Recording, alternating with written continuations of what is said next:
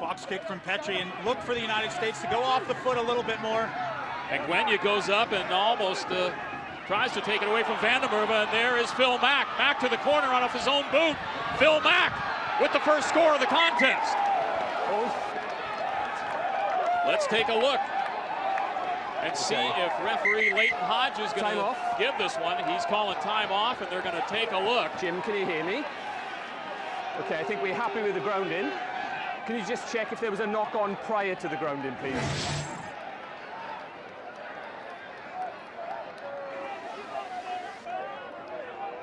Phil Mack coming down. Looks like a try to me. What do you think? Definitely a try for Mack.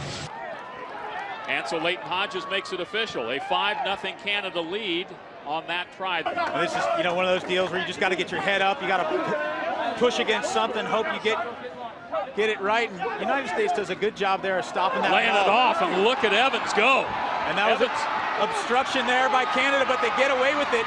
Breaking tackles and leaving one for Phil Mack. His second score of the game. I think Canada gets away with an obstruction there. Nobody calls it. Wait. No, leave it to me, please. Leave it to me. He may be able to go to the TMO and say, was this try the result of a penalty? And if they go all the way back, the TMO can stop this try. Lavala's trying to get across.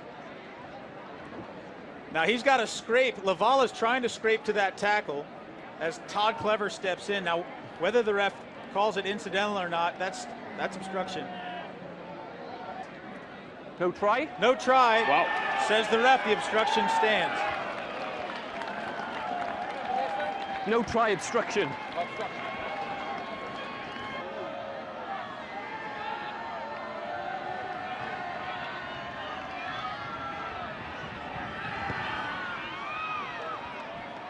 Got the distance?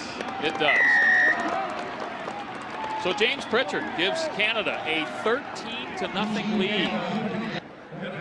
So Canada kicks into touch, and that is the end of the first half. It has been all Canada.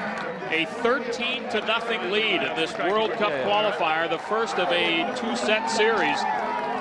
This one on the U.S. side, South Carolina, and the U.S. got some work to do for half number 2. You saw Wiles against Ireland with the 4 penalty kicks. Nailed them, 132 career points, had 10 points against Italy in the 2011 Rugby World Cup. And he looks like he's got 3 there. That's exactly the start the U.S. needs.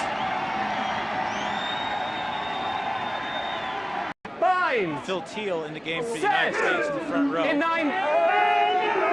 In it goes, and out it comes. Jones with the cross there. No held. That's Blevins with a nice run inside the 5, and knocking on the door and finding the space there is Vandermerve. And Canada with its 3rd try of the evening. Roland Suniula on the keep. Andrew now. Trying to get inside the 22. Shaw gets it snapped away from him.